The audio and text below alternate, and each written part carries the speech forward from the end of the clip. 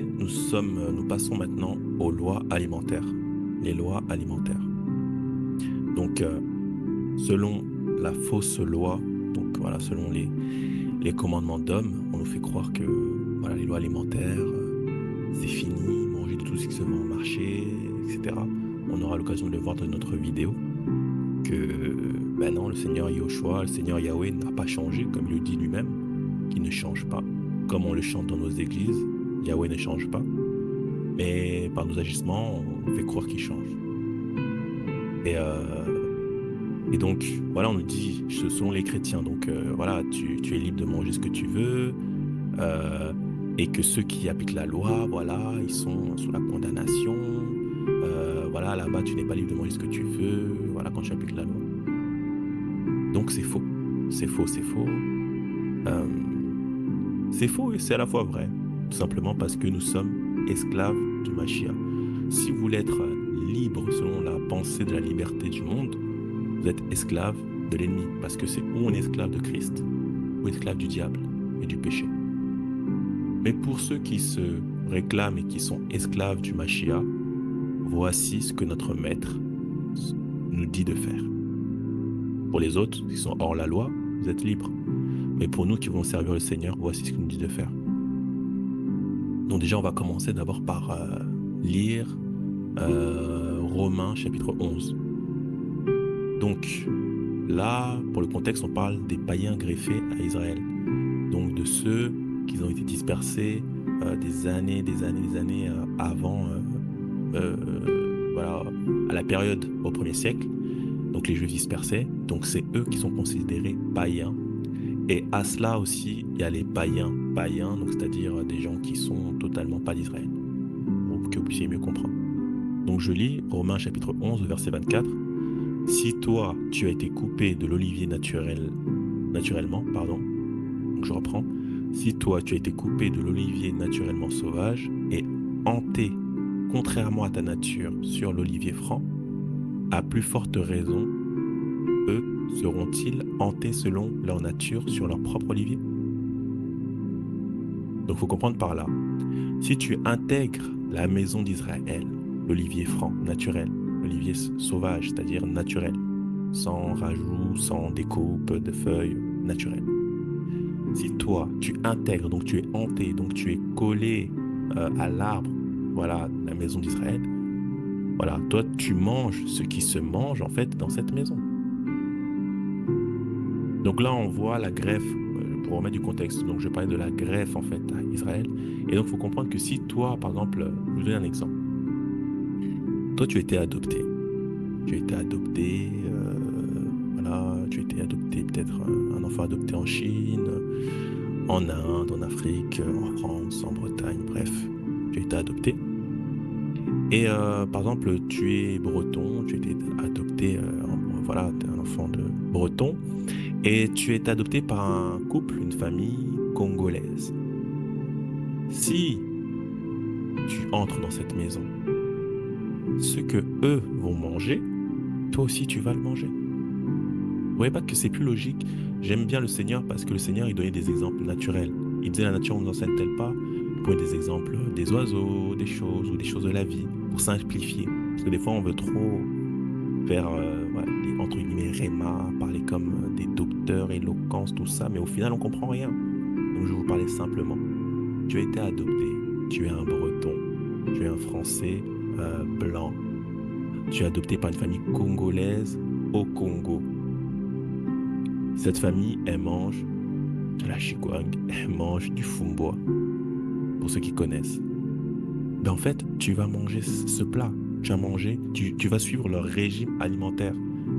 Et naturellement, tu vas pas te poser la question de non, mais moi je mange pas ça, Non, tu es entré dans notre famille, tu manges la nourriture de la famille. Donc toi, qui n'es pas de la maison d'Israël, tu n'es pas hébreu, tu n'es pas juif, tu acceptes le Dieu des Hébreux, le Dieu d'Abraham, d'Isaac, de Jacob. Tu l'acceptes. Tu acceptes de suivre sa loi, parce qu'il a une loi, ce Dieu. Tu acceptes de suivre sa loi. Dans sa loi, il dit, il y a des animaux, vous pouvez les manger, d'autres ne les mangez pas. Mais comment toi qui es entré dans leur maison, qui est accepté avec amour, vas-y, tu es le bienvenu, entre. Tu étais soigné, si tu étais blessé, etc., etc. Vraiment. Et arrivé au moment de manger, tu commences à dire, oh, moi je mange de tout ce qui se vend au marché, moi je suis pas un juif, mais vous voyez pas que c'est de la folie? C'est de la folie.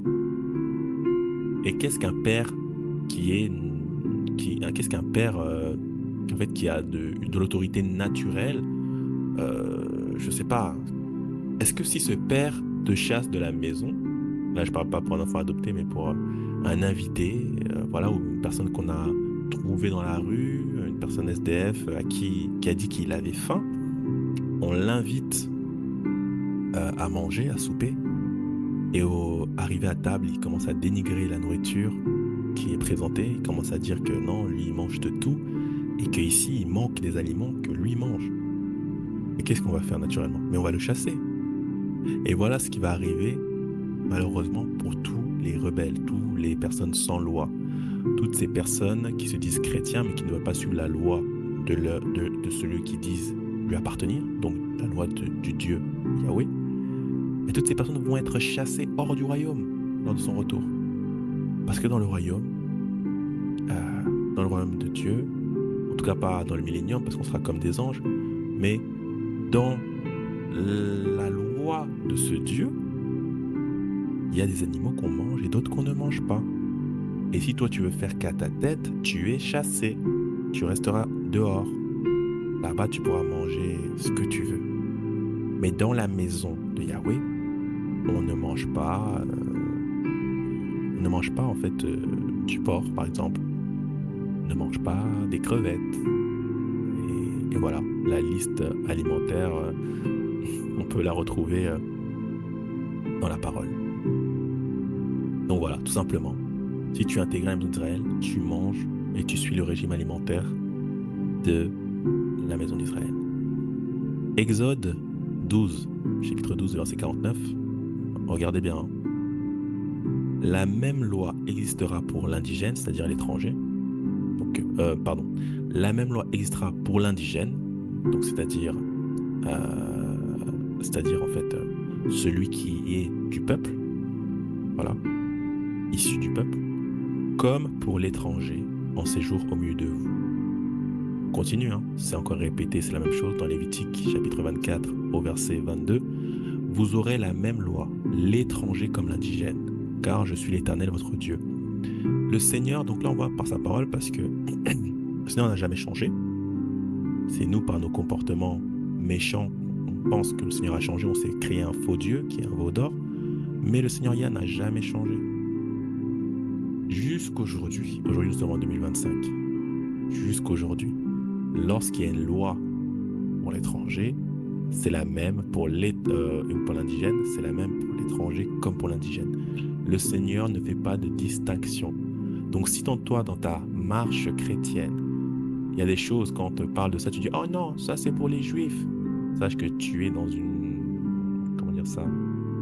tu es dans l'adoration d'un faux Dieu, d'un faux Jésus, d'un quelqu'un. En fait, c'est un veau d'or, en fait.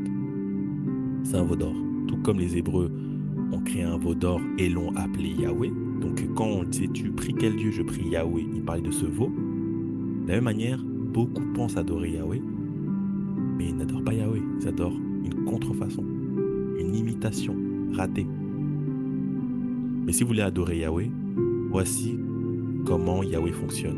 Lorsqu'il y a une loi, elle existe et elle existera pour la personne même de la maison d'Israël et pour l'étranger qui séjourne, qui est accueilli, qui est greffé au milieu de vous. Il n'y a pas de distinction. Donc si toi-même tu vois qu'il y a des distinctions, je vous laisse réfléchir, en un temps de réflexion. Si tu as des distinctions, sache que tu es à côté. Tu es à côté, reviens au Seigneur Yahweh et suis sa loi, suis sa parole, suis sa Torah. Et donc on va mieux comprendre les animaux. Donc on va lire à droite, donc la fausse loi. Continue, la fausse loi. Là, on est toujours dans les lois alimentaires. Là, on va parler d'abord de la fausse loi. Donc, donc en fait, il y avait la secte des Esséniens. Donc c'est une religion grecque, des étrangers, des Grecs, qui s'était infiltrée dans l'Église, dans les rassemblements des chrétiens au 1er siècle. Vous pourrez faire vos recherches sur Google, sur Internet. Vous pourrez voir, vous pourrez taper doctrine des Esséniens. Vous allez la retrouver même sur Wikipédia. En fait, c'était des gens qui avaient l'air pieux, qui s'habillaient en blanc, des longues tuniques, qui ne montraient pas leur corps. En fait, ils avaient comme un semblant de piété, mais en fait, c'était autre chose, en fait, derrière. Et par des vains discours, de la philosophie, ils se glissaient parmi les chrétiens pour se faire passer comme des chrétiens, disciples de Yahushua. Et ils se glissaient parmi eux pour les infiltrer et commencer à mettre de fausses doctrines.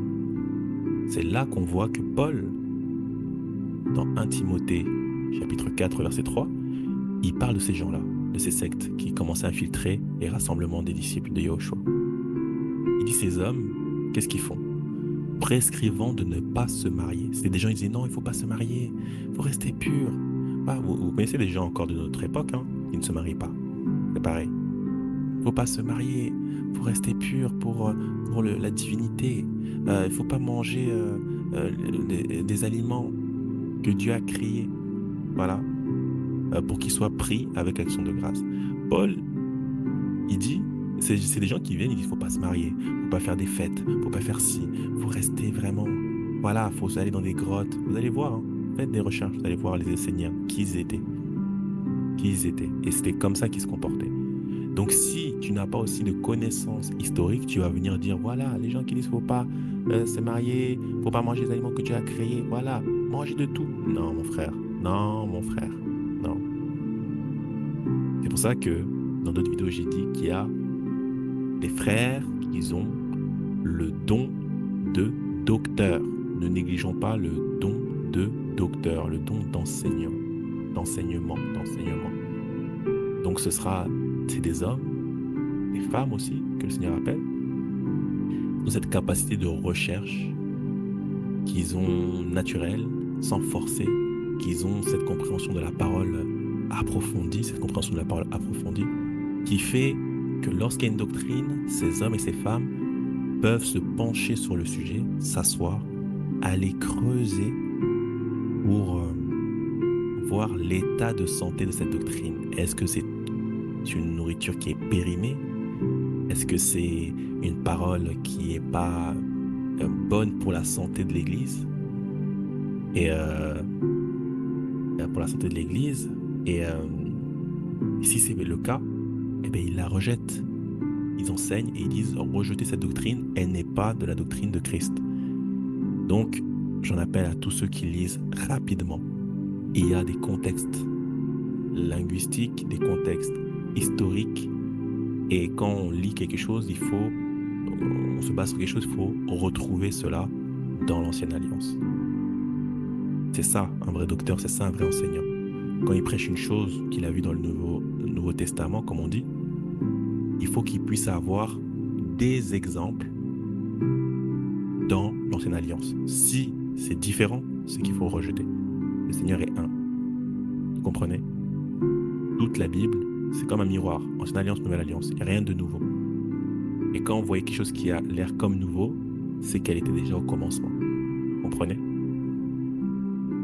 Donc voilà, les Esséniens, ils disaient qu'il ne faut pas se marier et il ne faut pas manger de nourriture. Eux, ils mangeaient que des légumes, que des végétaux, enfin bref, des légumes quoi. Ils disaient qu'il ne fallait pas manger de viande, il fallait pas, voilà. C'était des véganes. Ah Seigneur. Et qu'est-ce que la parole maintenant du Seigneur dit? Qu'est-ce que la loi en fait dit, la vraie? Elle dit pas qu'il ne faut pas manger d'aliments. Elle dit pas qu'il ne faut pas se marier. Qu'est-ce qu'elle dit? Et quand on parle d'aliments, on parle de quoi? Les aliments, les animaux, ce sont en fait les aliments en question, c'est des animaux que Dieu a créés pour qu'ils soient pris. Quand Paul dit créés pour qu'ils soient pris, en fait c'est pris, c'est manger. Quand on dit aliments, remplacé par animaux. Quand on dit pris, remplacé par manger. Donc en fait c'est les animaux que Dieu a créés pour qu'ils soient mangés. Donc quand on dit qu'il y a des animaux qui ont été créés pour qu'ils soient mangés, ça veut dire également qu'il y a des animaux qui ont été créés pour qu'ils ne soient pas mangés. Et oui, vous voyez que tout devient clair. Deutéronome, chapitre 14, verset 3, verset 21, verset 4, verset 21. 4. Voici les animaux que vous mangerez. Voilà l'ordre du Dieu Yahweh. Voilà l'ordre créateur. Voici les animaux que vous mangerez. Si le Seigneur a dit ça, il ne change pas. Donc si vous l'avez fait changer, sachez que vous priez une idole, contrefaçon. Mais si vous voulez être dans le vrai, retournez au commencement. C'est ce que le Seigneur Yahushua faisait aux pharisiens. Lorsqu'il y avait quelque chose, un débat, un sujet ou des fausses doctrines s'étaient rentrées dans le peuple, il disait, il n'était pas ainsi au commencement. Au commencement, il est question à la Genèse. Lorsqu'on remonte vers les pères, quand on voyait quelque chose, pour être sûr si c'est de Dieu ou pas, retournez à Genèse, au père, Abraham, Isaac, Jacob, retournez à Moïse, retournez en fait au père, parce que c'est eux qui ont reçu les choses les plus proches de Dieu. Je ne sais pas comment vous dire ça. C'est comme lorsqu'on veut, par exemple, connaître sur sa culture, on ne va pas demander, poser des questions sur la culture, je ne sais pas, des BT, des Ewe ou quoi. On ne va pas demander ça à un jeune de 20 ans qui vit en Poitou-Charentes, en France. Non. On va aller consulter les vieillards, les vieux, ceux qui étaient là à l'époque. En d'autres termes, au commencement. Bien qu'au commencement, c'est il y a longtemps, mais vous comprenez l'image. Il faut remonter dans le temps. Donc, on comprend par là, dans la pensée biblique, pour qu'une chose soit vraie et s'assurer qu'elle soit vraie, il faut remonter dans le temps. Et les personnes qui nous permettent de remonter dans le temps, par leurs souvenirs, en fait, c'est les vieillards, c'est les anciens, c'est les ancêtres. Donc, pour savoir s'il y a des aliments qui doivent être mangés ou pas, il faut remonter dans le temps. Il ne faut pas être dans Timothée, non, remonter, Malachie, monter encore, monter. Qu'est-ce qui est écrit dans Deutéronome? Et là, on retrouve ce qui a été écrit, qui a été dit de Dieu lui-même, Yahweh lui-même. Donc, voici les animaux que vous mangerez: le bœuf, la brebis et la chèvre, le cerf, la gazelle et le daim, le bouquetin, le chevreuil, la chèvre sauvage et la girafe. 6. Vous mangerez de tout animal qui a la corne fendue, le pied fourchu et qui rumine. 7. Mais, donc là il met une opposition, il défend, il interdit, il dit Yahweh, le créateur de toutes choses, celui qui a créé les animaux. Il dit, mais vous ne mangerez pas de ceux qui ruminent seulement, ou qui ont la corne fendue et le pied fourchu seulement. Ainsi, vous ne mangerez pas le chameau, le lièvre, le daman, etc. Il fait la liste. 8. Vous ne mangerez pas le porc qui a la corne fendue, mais qui ne rumine pas. Vous le regarderez comme impur. Vous ne mangerez pas. Ça ne vous dit pas quelque chose, le vous ne mangerez pas? Eh oui, au commencement, il était aussi ainsi avec Adam et Ève, Adam et Ève. Il était ainsi. Ève ou Kava. On leur a dit, vous pouvez manger de ces arbres, mais pas celui-là. Vous ne mangerez pas, donc on est dans le même exercice. Des choses doivent être mangées, d'autres ne le doivent pas. Et qui est venu dire qu'on peut tout manger? Qui? Je mets un temps de silence. Vous pouvez vous-même réfléchir. Qui est venu dire qu'on peut tout manger? Qui? Eh bien, c'est le diable. C'est Satan. C'est l'adversaire de nos âmes. C'est lui qui est venu dire, vous pouvez manger. Il a dit ça à Adam et Ève. En fait, Dieu il dit ça parce que sinon, vous deviendrez comme lui. C'est pour ça qu'il vous a interdit. Vous pouvez manger. Donc, il vient donner une fausse doctrine. Eh bien, c'est pareil. Au commencement, Dieu leur a dit de ne pas manger. Il y en a un qui est venu après pour dire, vous pouvez tout manger. Le Seigneur nous a dit dans Deutéronome, chapitre 14, ce qu'on doit manger et ce qu'on ne doit pas manger. Des pasteurs, des prédicateurs, l'Église catholique, des enseignants, des docteurs, des prophètes, nos parents, malheureusement d'autres parce qu'ils manquent la connaissance et d'autres parce qu'ils sont agents du diable, eh bien, qu'est-ce qu'ils ont dit? Manger de tout ce qui se vend au marché. Ils tordent la parole. Alors que la parole, il faut la prendre dans son entièreté, de Genèse à Apocalypse. Mais ils tordent la parole parce qu'ils ne comprennent pas, parce qu'ils ont un voile sur leurs yeux, et pour d'autres parce qu'ils sont méchants. Ça fait froid dans le dos, hein, frères et sœurs. On n'est pas là pour pointer les gens, condamner les gens, mais c'est une réalité. C'est une réalité, c'est l'état en fait de l'Église. On est vraiment des hors-la-loi, vraiment. On est vraiment des rebelles, vraiment des rebelles. Mais c'est les mêmes rebelles qui tombent chaque dimanche, les mêmes rebelles qui...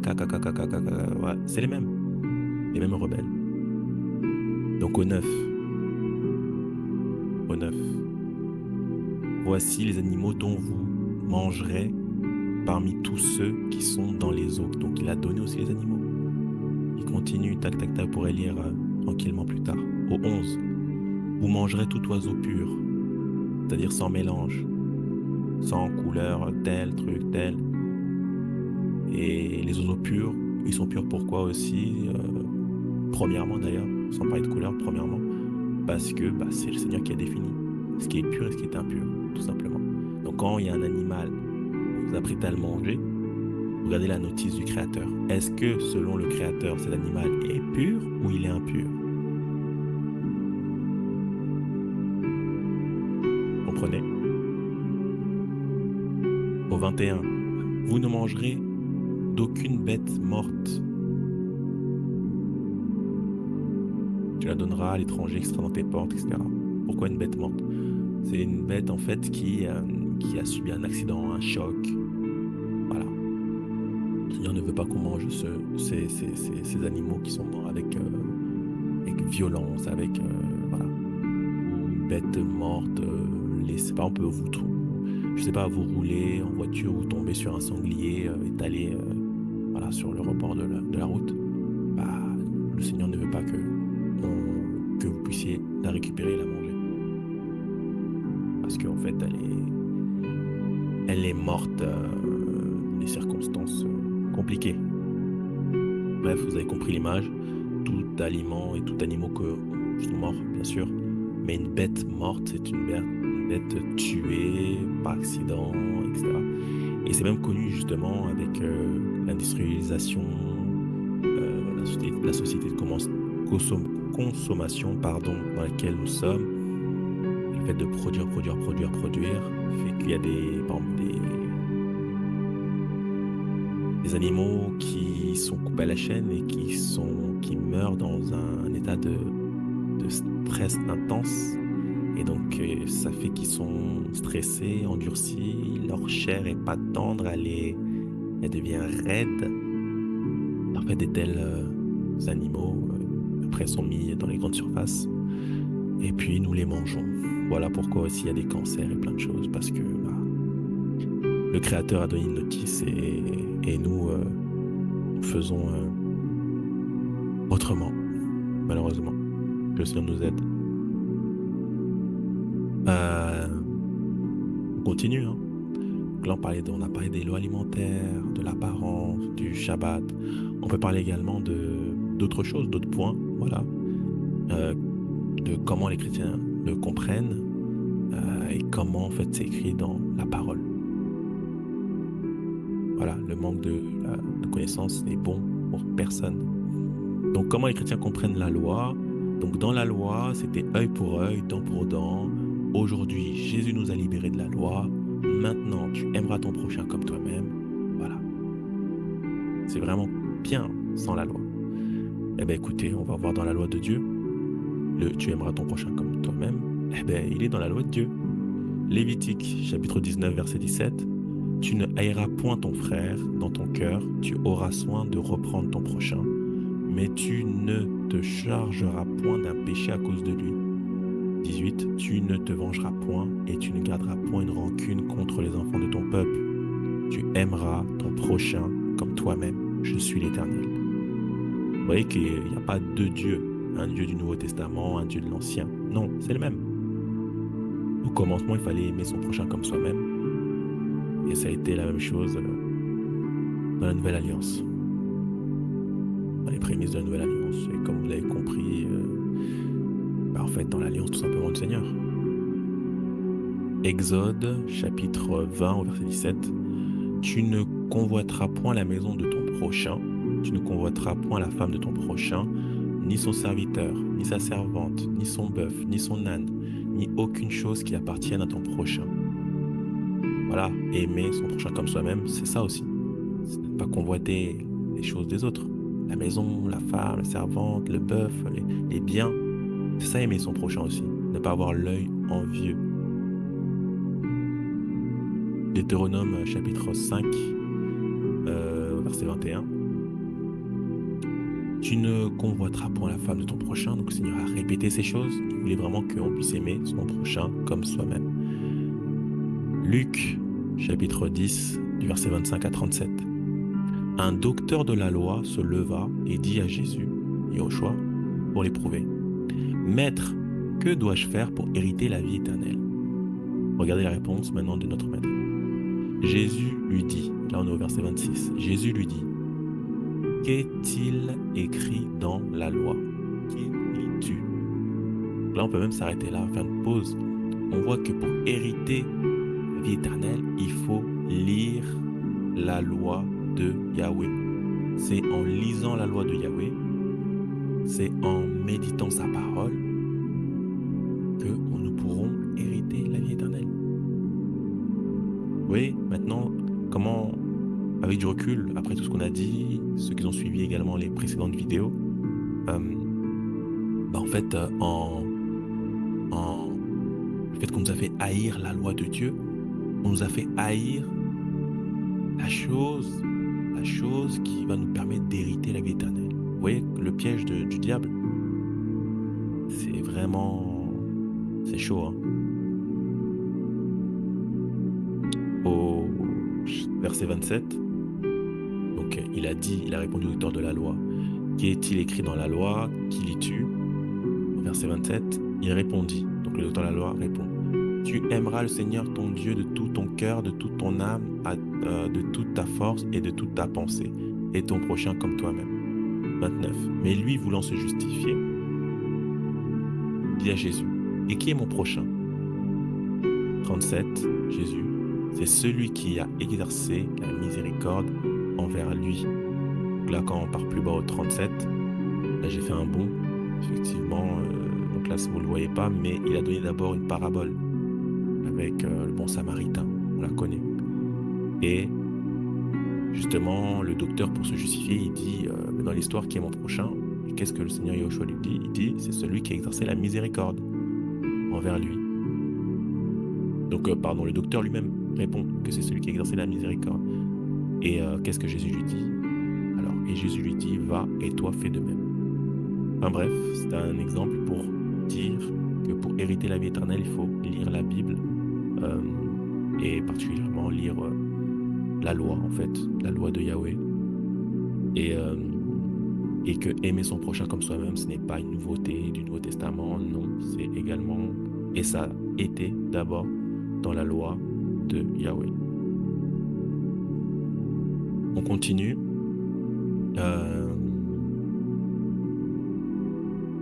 Vous savez, dans la fausse loi, voilà, les traditions des Hébreux d'antan et de ceux qui se disent juifs actuellement, on nous fait croire, et même la compréhension des chrétiens nous fait croire que voilà, il y avait une séparation, le juif ne peut pas, entre les juifs et les autres, le juif ne peut pas manger avec un étranger, etc., etc. Eh bien écoutez, c'est faux. C'est faux. C'est faux, ce n'est pas écrit dans la loi de Yahweh.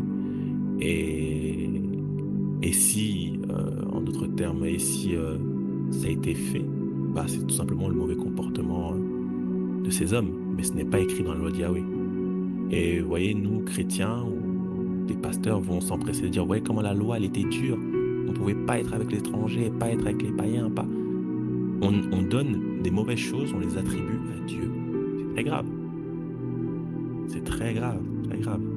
Repentons-nous pour ceux et celles qui l'ont dit, qui l'ont pensé, repentons-nous, parce que ce n'appartenait pas à Dieu, ce comportement. Euh,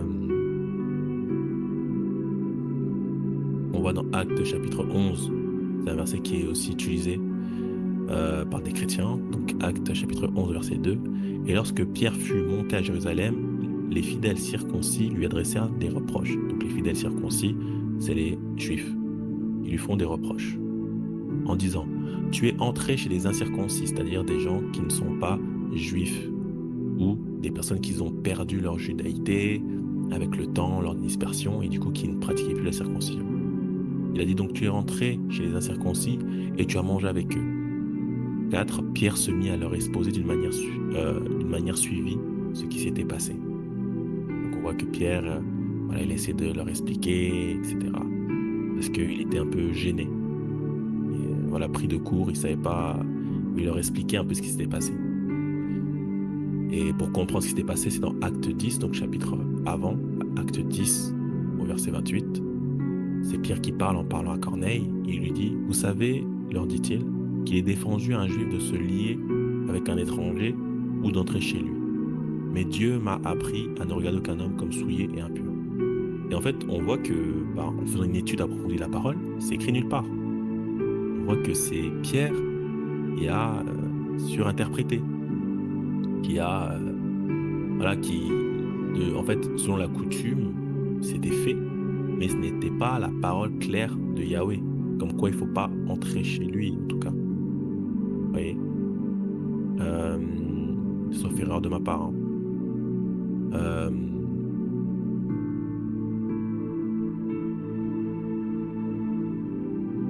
On voit dans Jean, chapitre 18 au verset 28, donc les soldats romains, ils conduisirent Jésus de chez Caïphe au prétoire. C'était le matin. Ils n'entrèrent point eux-mêmes dans le prétoire. Les soldats romains et les pharisiens, etc., les Hébreux, ils n'entrèrent point eux-mêmes dans le prétoire afin de ne pas se souiller et de pouvoir manger la Pâque. Pourquoi ces Juifs, ils ont conduit Jésus jusqu'au prétoire, mais eux, ils ne sont pas rentrés? Parce que pour eux, il ne fallait pas rentrer dans la maison, dans un lieu de païens, d'étrangers. Sinon, ils se souillent. Donc voilà, ce que les chrétiens ont retenu, en fait, c'est que dans la loi, il était interdit de manger avec un étranger. Aujourd'hui, il n'y a plus de séparation grâce à Jésus. C'est l'amour qui règne, fini la loi, etc. Qu'est-ce que la loi du Seigneur dit? Donc, premièrement, il n'y a aucun passage qui s'apparente au fait de ne pas manger avec un étranger ou de ne pas rentrer chez un étranger. Le verset qui s'apparente, dans Exode 34, au verset 1, « Garde-toi de faire alliance, je dis bien de faire alliance, avec les habitants du pays, de peur que, se prostituant à leurs dieux et leur offrant des sacrifices, ils ne t'invitent et que tu ne manges de leurs victimes. » Donc en fait, le Seigneur il met en garde des Hébreux de faire alliance, donc de se marier et de faire, et voilà, qu'ils soient invités chez eux et qu'ils mangent de leurs victimes. Quand on dit leurs victimes, on parle des aliments. Pourquoi le Seigneur il dit de se garder? Parce que les autres, les étrangers, eux ils mangent de tout ce qui se vend au marché. Voilà. Et comme le Seigneur voulait que son peuple soit séparé, qu'il soit mis à part, qu'il soit sanctifié, qu'il y ait une distinction, voilà, avec les autres habitants de la terre, eh bien, il leur met en garde d'éviter les alliances. Parce que sinon, vous pouvez vous mettre à manger des aliments impurs que j'avais dit qu'il ne faut pas manger. On continue au 16. De peur que tu ne prennes de leurs filles pour tes fils. Vous voyez bien qu'on parle de mariage. Et que leurs filles, se prostituant à leur Dieu, n'entraînent tes fils à se prostituer à leur Dieu. Donc le Seigneur voyait vraiment plus loin.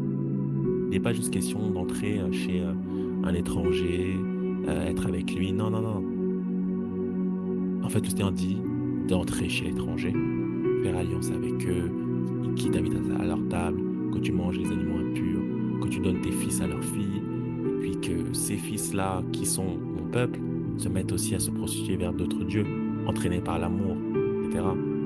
Donc en fait, il était uniquement question d'éviter les mariages et les repas avec ses habitants. Et en plus, on dit bien de ce pays. Voilà. Donc, on parle d'un pays en particulier, les habitants du pays. Donc, il faut aller dans le contexte d'Exode 34 pour savoir de quel pays on parle. Donc, il y a des peuples, il y a un peuple en particulier que Yahweh ne voulait pas que les Hébreux se marient avec eux. Voilà. Parce qu'eux, ils devaient manger des choses impures, mais vraiment. On continue. Nombre, chapitre 9, au verset 14. Si un étranger en séjour chez vous célèbre la Pâque de l'Éternel, il se conformera aux lois et aux ordonnances de la Pâque. Il y aura une même loi parmi vous pour l'étranger comme pour l'indigène. Vous voyez, tout à l'heure, j'ai mis un extrait de ce passage. Il y a une même loi pour tous. Il n'y a pas une loi pour les chrétiens, une loi pour les juifs, une loi pour les... Oh, nous, on est libérés de la loi, mais eux, ils doivent... Oh, nous, on est enlevés, mais eux, ils restent. Oh, ça, c'est un autre sujet encore qu'on va parler. On va échanger, on va partager dans notre vidéo. Il y a toujours une loi. Il y a une épouse de Christ, il n'y en a pas plusieurs. Il y a une loi, une épouse, un royaume, un Dieu, un Fils sauveur. Voilà. D'où la prière hébraïque connue, Shema Israël, Adonai Eloheinu, Adonai Ehad. Écoute Israël, l'Éternel ton Dieu est un. Donc un, indivisible, c'est pas une trinité, c'est pas... Voilà. Il est un. On va lire Exode, chapitre 12, verset 11. Quand vous le mangerez, vous aurez vos reins sains, vos souliers aux pieds et votre bâton à la main. Et vous le mangerez à la hâte. C'est la Pâque de l'Éternel. Donc on voit que pour célébrer la Pâque, on mange. Donc la loi autorise bien de manger avec un étranger qui se conforme à la loi de Dieu. Donc la liste peut être très longue entre ceux qu'on pense que c'est la loi, qu'on attribue à la loi de Yahweh, et la vraie loi. Donc les exemples que je vous ai donnés sont parlants.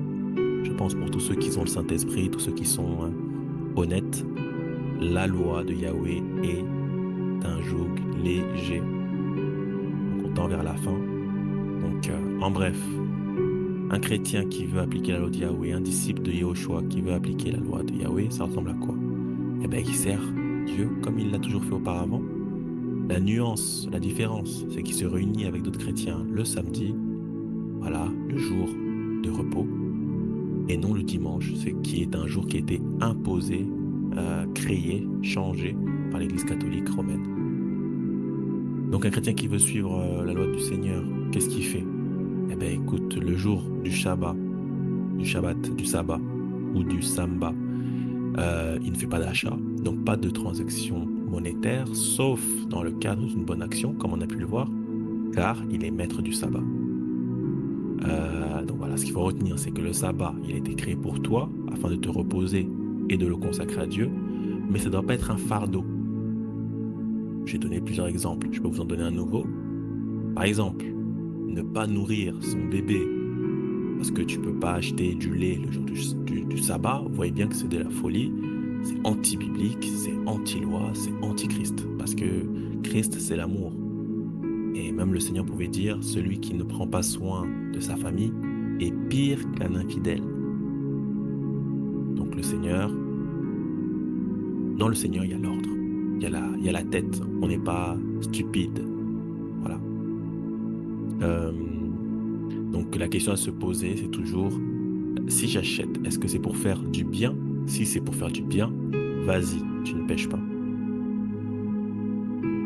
Donc, quoi d'autre? Un chrétien qui veut suivre le Seigneur, Yehoshua pour de vrai, et suivre en fait, marcher comme lui il a marché. Okay. Effectivement, il mange que les animaux qui ont été créés et désignés par Yahweh pour être mangés. Tout ce qu'il a dit qu'il ne faut pas manger, il ne faut pas le manger, tout simplement parce qu'on est des enfants obéissants. Quoi d'autre? Lors des rassemblements avec les chrétiens, il faut boire du vin, une coupe de vin et du pain.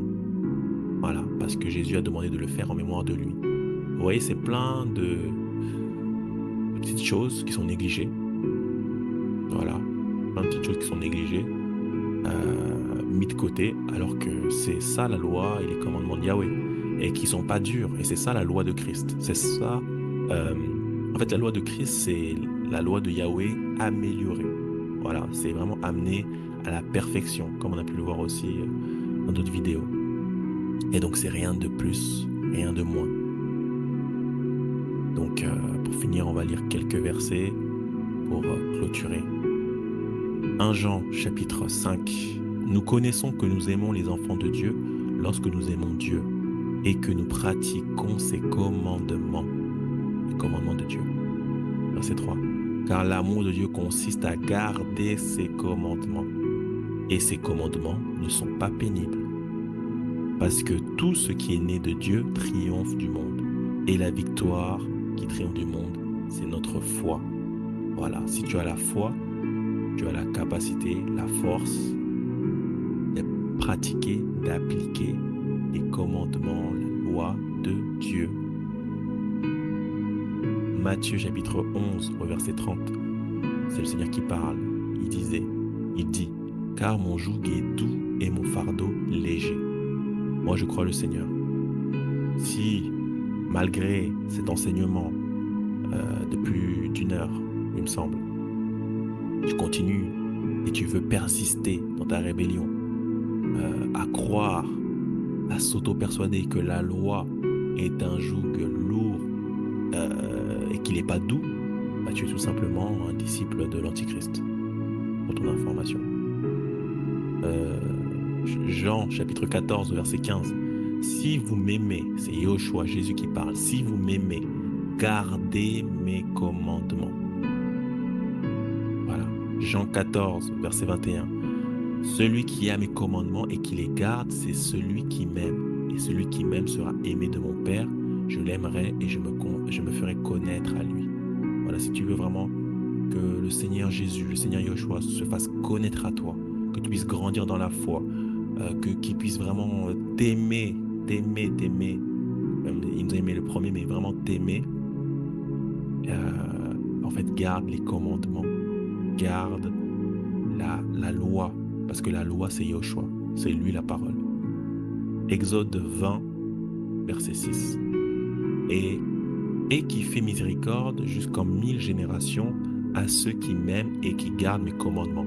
Là, c'est Yahweh qui parle, qui dit qu'il fait miséricorde à 1000 générations. Si tu veux que dans ta descendance, 1000 générations derrière toi, le Seigneur soit miséricordieux envers eux, que lorsqu'ils souffrent, lorsqu'ils ont quelque chose, que lorsqu'ils pleurent à Dieu, au Créateur du ciel et de la terre, que le Seigneur tende l'oreille, parce que tu as gardé ses commandements, toi, l'arrière-grand-père, l'arrière-grand-mère, eh bien, c'est maintenant qu'il faut agir.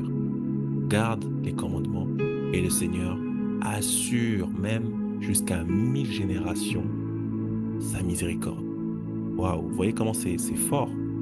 C'est vraiment fort. Dans Deutéronome 5, chapitre 5, verset 10, c'est la même chose. Et qui fait miséricorde jusqu'en 1000 générations à ceux qui m'aiment et qui gardent mes commandements. Donc, Seigneur, répète.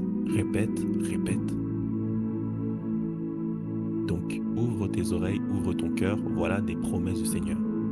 Deutéronome 7, chapitre 7, verset 9. Sache donc que c'est l'Éternel ton Dieu qui est Dieu. Ce Dieu fidèle garde son alliance et sa miséricorde jusqu'à la 1000e génération. Envers qui? Envers ceux qui disent que la loi, il ne faut plus la faire? Envers ceux qui sont hors la loi? Envers ceux qui ont l'esprit d'Antichrist même sans le savoir? Non. Envers ceux qui l'aiment et qui observent, donc qui appliquent ses commandements. Les commandements de qui?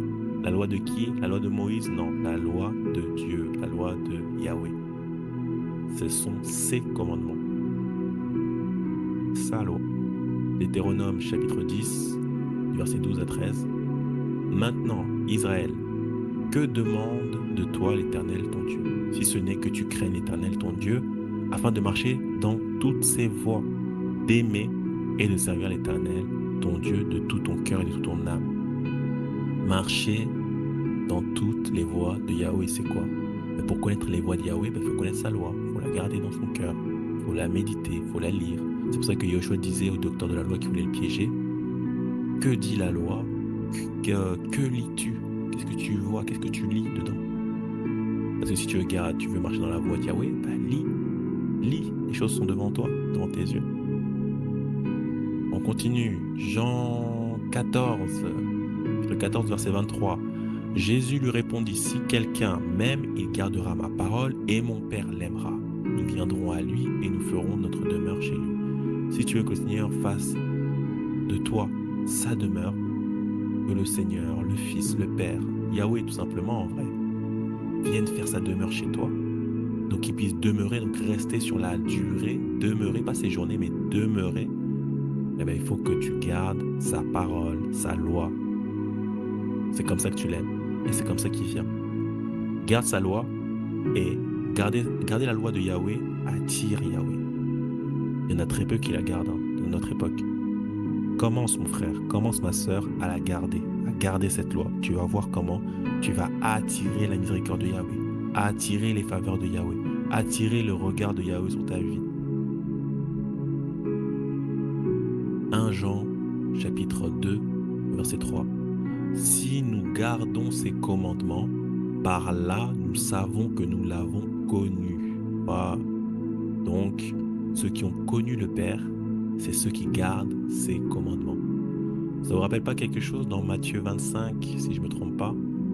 On nous dit que voilà, l'époux vient, et puis voilà, il y a des gens qui viennent en fait en retard, je paraphrase, et ils lui disent, et ils sont exclus en fait du royaume, les portes sont fermées pour eux, les portes du royaume de Milan, les portes du royaume des cieux sont fermées pour eux. Et qu'est-ce qu'ils disent au Seigneur? Ils disent, mais on a prophétisé en ton nom, on n'a pas prophétisé en ton nom, on n'a pas chassé les démons en ton nom, on n'a pas, voilà. Et qu'est-ce que le Seigneur dit? Arrière de moi, vous qui commettez l'iniquité. En gros, et il leur dit, je ne vous ai jamais connu. Vous voyez, c'est vraiment le mot qui sort, je ne vous ai jamais connu. Vous qui commettez l'iniquité. L'iniquité, je l'ai dit dans une précédente vidéo, c'est pas juste le péché, non. Pour bien comprendre, déjà, le péché, c'est la transgression de la loi de Dieu, de Yahweh. Et l'iniquité, c'est la transgression de la loi de Yahweh, mais consciemment. Donc, en fait, les gens là qui sont pas rentrés dans le royaume de Dieu, dans le royaume de Yahushua, c'est des gens qui ont entendu parler de la loi de Yahweh. Ils ont lu la loi de Yahweh, mais qu'ils ont transgressé sa loi volontairement, consciemment, et qui se permettent de dire que nous avons chassé des démons, nous avons fait ci, nous avons fait ça. Et le Seigneur est catégorique, il dit, arrière de moi, je ne vous ai jamais connu. Et là, on a la réponse dans 1 Jean, chapitre 2, au verset 3. L'apôtre Jean dit, si nous gardons ses commandements, c'est par là, c'est par le fait de garder ses commandements qu'on peut savoir que nous l'avons connu. Donc si tu veux être sûr de rentrer dans le royaume du Seigneur, tu veux être sûr d'être épargné du jugement du Seigneur, être avec lui pour l'éternité, de siècle en siècle, d'âge en âge, assure-toi de garder la loi. Parce que c'est par là que tu sauras que tu l'as connue, quand tu la garderas, quand tu vas l'appliquer, quand tu vas la pratiquer. C'est par là que tu vas savoir que, effectivement, en fait, j'ai connu Yahweh, j'ai connu le Père. Et que lui s'est fait connaître à toi. On a bientôt fini. 2 Jean, chapitre 1, verset 6. Et l'amour consiste à marcher selon ses commandements, selon sa loi. C'est là le commandement dans lequel vous devez marcher, comme vous l'avez appris dès le commencement. Donc, les commandements, si tu veux savoir c'est quoi les commandements, pour ceux qui peuvent dire, mais non, là c'est les commandements de Jésus, c'est pas les commandements qu'on peut lire dans l'ancienne alliance, parce qu'ils veulent dissocier Jésus de Dieu, parce qu'ils veulent croire que Jésus c'est un enfant impoli qui vient prêcher sa propre parole, alors que lui-même a dit, tout ce que je vous dis, je l'ai entendu du Père. En fait, il fait que dire ce que le Père a dit dès le commencement. Et l'apôtre Jean, son disciple, l'avait très bien compris. Et il dit, il est là le commandement que vous cherchez. dans lequel vous devez marcher, comme vous l'avez appris dès le commencement, dès la Genèse, dès les apôtres, les patriarches, dès les prophètes, Moïse, etc. Voilà, vous devez marcher dedans comme vous les avez appris, comme ils étaient à l'origine. Pas ceux qui sont modifiés, pas ceux qui sont créés de toutes pièces par des hommes. Non, comme ceux qui sont été donnés par Yahweh lui-même dès le commencement. Romains chapitre 7, verset 12. La loi donc est sainte et le commandement est saint, juste et bon. On continue psaume chapitre 19, verset 7 à 11, verset 7. La loi de l'Éternel est parfaite, elle restaure l'âme. Voilà, si tu as l'âme blessée, brisée, si tu es tourmenté par des mauvais esprits, si tu es blessé par ton mari, par ta femme, par ta famille, à ton travail, sache que la loi de l'Éternel, elle restaure, elle guérit ton âme. Essaye, va lire la loi du Seigneur. Commence à pratiquer. Tu vas voir comment ton âme va être restaurée, va être soignée, va être guérie. Voilà encore une clé que le Seigneur nous donne. Beaucoup de gens ont l'âme blessée, ils dorment, ils font des cauchemars, ils sont toujours attaqués, poursuivis, ils sont lunatiques, ils sont colériques, ils sont rancuniers, ils ont des blessures de l'âme, ils ont un cœur très blessé. Quand on a un cœur blessé, on ne peut que blesser les autres. Et si tu veux être guéri, commence à pratiquer la loi de l'Éternel. Tu vas voir, tu seras restauré, remis comme au commandement, réinitialisé, guéri, en bon état. On continue, le témoignage de l'Éternel est véritable. Il rend sage l'ignorant. Tous ceux qui sont ignorants, tous ceux qui aimeraient connaître le Seigneur, tous ceux qui aimeraient partager également la parole du Seigneur, et qui se disent « je ne connais pas assez », va lire la loi de l'Éternel, va la pratiquer. Et tu vas voir que le témoignage du Seigneur, comme quoi il rend les gens sages, tu vas voir qu'il est véridique, qu'il est véritable. Tu vas devenir sage.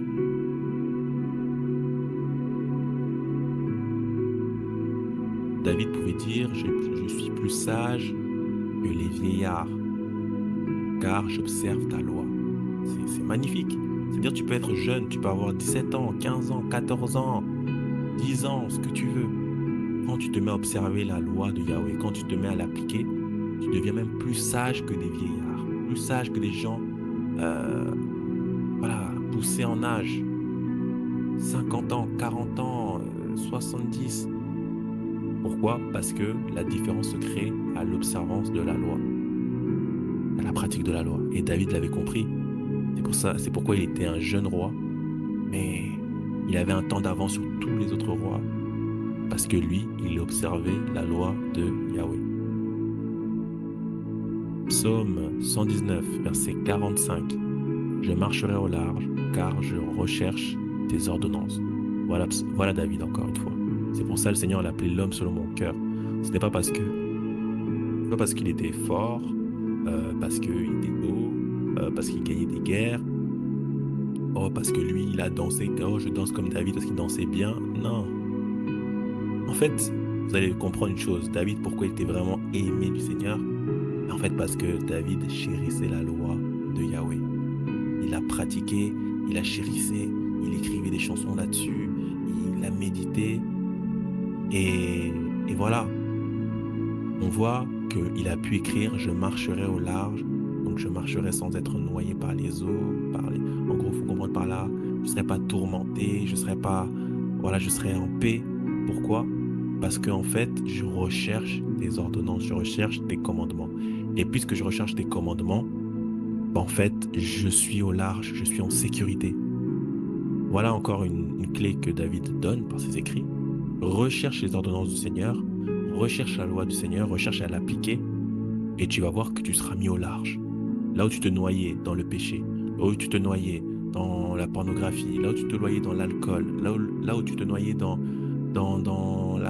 les querelles, dans les gros mots, dans la drogue.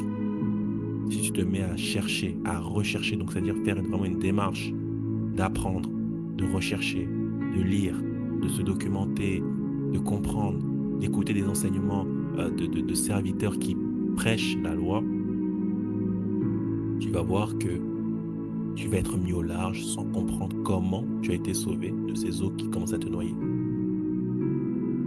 Tu vas pas comprendre comment tu arrives à ne pas couler dans l'eau, dans les eaux qui t'environnaient, mais tu commences à être au large, tu commences à marcher au large, c'est-à-dire à marcher sur la terre ferme, tu commences à être en sécurité. Pourquoi? Parce que finalement, tes pensées sont tournées sur les ordonnances, sur la vérité, sur la loi du Seigneur, et donc tes pieds suivent. Voilà l'astuce encore. Toujours le bon vieux David. Vraiment, que le Seigneur le bénisse. Toujours le bon vieux David. Il a compris une chose.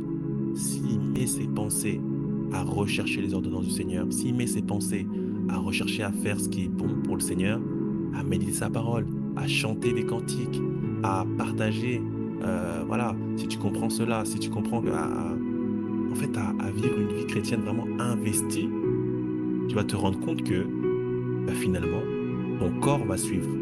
Tu vas être mis au large. Recherchez premièrement le royaume des cieux et le reste vous sera donné.